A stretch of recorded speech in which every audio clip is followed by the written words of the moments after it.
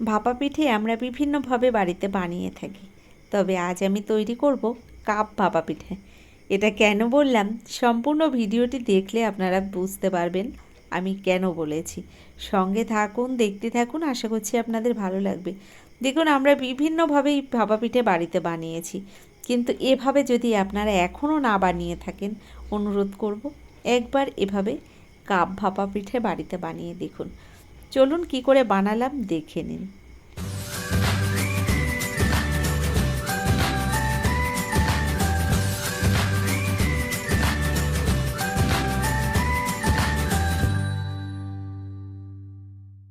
আজ যে ভাপা পিঠেগুলো আমি তৈরি করব, পিঠেগুলো কিন্তু আমি সুজি দিয়েই তৈরি করব।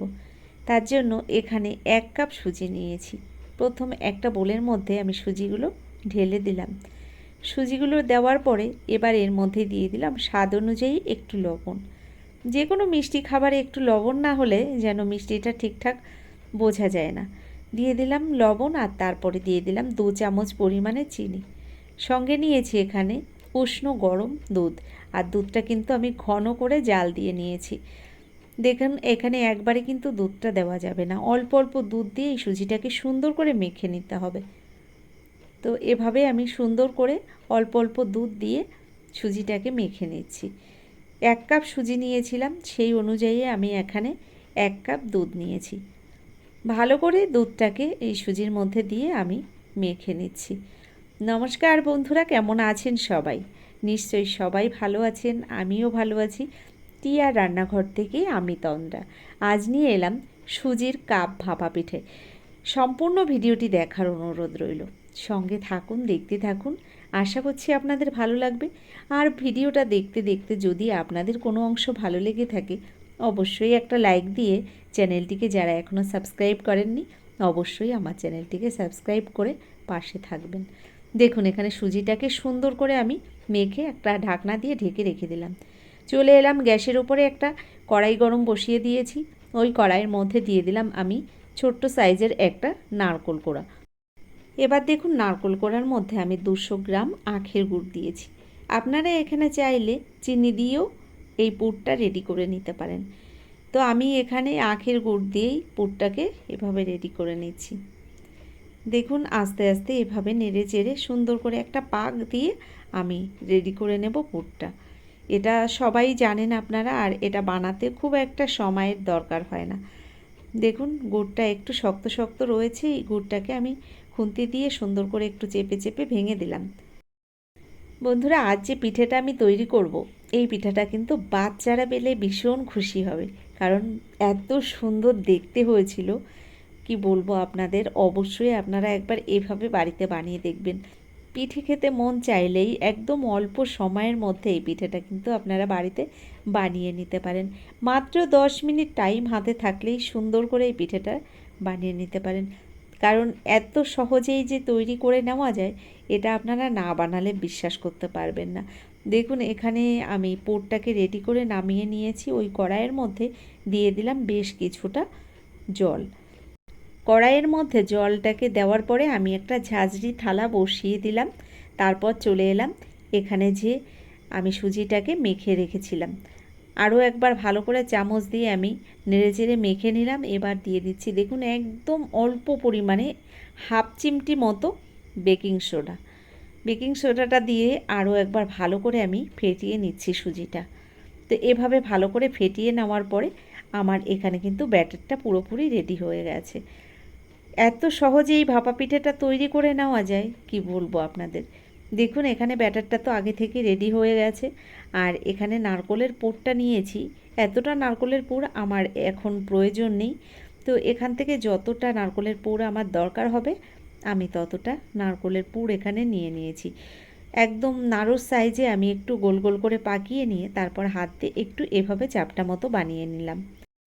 তো এখানে আমি একই সাইজের বেশ কয়েকটা নাড়ু মতো বানিয়ে নিচ্ছি। দেখুন, তো একইভাবে আমি এগুলো সব রেডি করে তারপর আবার ফিরে আসছি। দেখুন, এখানে আমি ওই 7 থেকে 8টা মতো বানিয়ে নিয়েছি, আর বাকি নারকেলের পুরটা কিন্তু এই থালার মধ্যে রয়েছে। এই পুরটা দিয়ে আমি অন্য কোনো একটা রেসিপি আপনাদের বানিয়ে দেখাবো। দেখুন, এখানে আমি নিয়েছি কয়েকটা চায়ের কাপ, আর সঙ্গে নিয়েছি এখানে কয়েকটা কিশমিশ, সঙ্গে নিয়েছি একটা ব্রাশ। এবার দেখুন এই ব্রাশে একটু ঘি মাখিয়ে আমি কিন্তু এই কাপের মধ্যে ভালো করে লাগিয়ে দিলাম। একইভাবে আমি সব কাপগুলো কিন্তু এভাবে রেডি করে নিচ্ছি।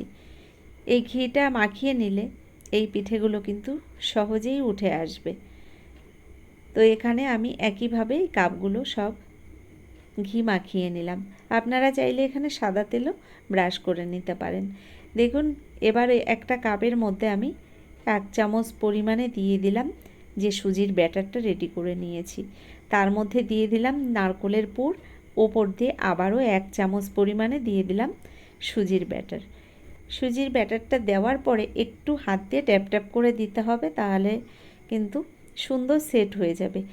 এবার ওপর দিয়ে আমি দেখুন এভাবে কয়েকটা কিশমিশ সাজিয়ে দিলাম। একটা কাপ কিন্তু আমার এখানে রেডি হয়ে গেছে। এভাবেই বাকি কাপগুলো আমি সব রেডি করে নেব। সত্যি কথা, দেখতে যেমন সুন্দর হয়েছিল পিঠেগুলো, খেতেও কিন্তু অপূর্ব টেস্ট হয়েছিল। কারণ দুধ, নারকেল সব কিছুই তো দেওয়া রয়েছে। ভীষণ ভালো হয়েছিল পিঠেগুলো, আর এত সহজে তৈরি করে নিয়েছিলাম কি বলবো। ভীষণ তাড়াতাড়ি তৈরি হয়ে যায়, বাচ্চা বড় সকলেই কিন্তু ভীষণ পছন্দ করবে এই ভাপা পিঠাগুলো। একইভাবে আমি সব পিঠাগুলো কিন্তু রেডি করে নিচ্ছি। বন্ধুরা, আমরা অনেক সময় ঝামেলার ভয়ে পিঠে খেতে চাই না। এবার থেকে আর কিন্তু ঝামেলা নয়। এভাবে মন চাইলে 10 মিনিটের মধ্যে আপনারা এই পিঠাটা বানিয়ে নিতে পারেন, আর আপনাদের প্রিয় মানুষদেরকে কিন্তু এভাবে চমকে দিতে পারেন। এক এক করে এখানে কাপগুলো কিন্তু আমি সব রেডি করে নিয়েছি। আর দেখুন এবার দেখতে কি দারুণ লাগছে। এবার এই কাপগুলো আমি ভাপিয়ে নেব। তো আগে থেকেই আপনাদের তো দেখিয়েছি, আমি কড়াইয়ের মধ্যে জল গরম বসিয়ে রেখেছি, আর সেই জলের উপরে একটা ঝাঁঝরি থালা বসিয়ে রেখেছি। এবার এই ঝাঁঝরি থালার উপরে আমি কাপগুলোকে সুন্দর করে সাজিয়ে দিলাম। তো এভাবে সাজিয়ে দেওয়ার পরে ঢাকনা বন্ধ করে জাস্ট আমি 5 মিনিট মতো ভাপিয়ে নিয়েছি। তার মধ্যেই পিঠাগুলো রেডি হয়ে গেছে। তো এবার ঢাকনাটা বন্ধ করে আমি 5 মিনিট ঢেকে দেব, তারপর আপনাদের দেখাবো কীরকম তৈরি হলো। তো দেখুন এখানে চলে এলাম আবার 5 মিনিট বাদে। বন্ধুরা, ঢাকনাটা খুলতেই আমি অবাক হয়ে গেলাম, কারণ এত সুন্দর দেখতে হয়েছিল পিঠেগুলো। আপনারা দেখুন একবার, কি দারুণ ফুলে উঠেছে, আর উপরটা যেন ফেটে ফেটে একদম কেকের মতো তৈরি হয়ে গেছে। অপূর্ব সুন্দর দেখতে হয়েছিল। দেখুন এখানে পিঠেগুলো তো আমি নামিয়ে নিয়েছি। এবার একটু ঠান্ডা করে আপনাদের এই কাপ থেকে বের করে দেখাবো। তো বন্ধুরা, কেমন লাগলো আজকের রেসিপিটি অবশ্যই কিন্তু লিখে আমাকে জানাবেন। যদি আমার ভিডিওটি আপনাদের ভালো লেগে থাকে, এখনও একটা লাইক দিতে ভুলে গেছেন, অবশ্যই অনুরোধ করব একটা লাইক দিয়ে, যারা এখনও চ্যানেলটিকে সাবস্ক্রাইব করেননি অবশ্যই চ্যানেলটিকে সাবস্ক্রাইব করে আমার ভিডিওর পাশে থাকা বেল আইকনটি ক্লিক করে নোটিফিকেশানটা অল করে দেবেন। তাহলে কি হবে, আমার ভিডিও আপলোড করার সঙ্গে সঙ্গে তার নোটিফিকেশানটা আপনার কাছে পৌঁছে যাবে। আপনি টাইম মতো ভিডিওটি দেখে নিতে পারবেন। এছাড়া আপনাদের বন্ধুবান্ধবের মধ্যেও কিন্তু আমার ভিডিওটা শেয়ার করে দিতে পারেন। দেখুন এখানে পিঠেগুলো ঠান্ডা হয়ে গেছে, আর আমি এভাবে কিন্তু কাপের থেকে বের করে নিয়েছি। দেখলেন তো কত সহজে এই পিঠেগুলো তৈরি করে নেওয়া যায়। তো এবার থেকে মন চাইলে আপনারা কিন্তু এভাবেই ভাপা পিঠে বাড়িতে বানিয়ে নেবেন। তো বন্ধুরা, আজকের মতো এই পর্যন্তই। পরবর্তী ভিডিও নিয়ে আবার চলে আসব। ততক্ষণের জন্য আপনারা সকলে ভালো থাকবেন, সুস্থ থাকবেন, টি আর রান্নাঘরের সঙ্গে থাকবেন। অসংখ্য ধন্যবাদ জানাই আপনাদের এতক্ষণ ধরে আমার এই ভিডিওটি দেখার জন্য।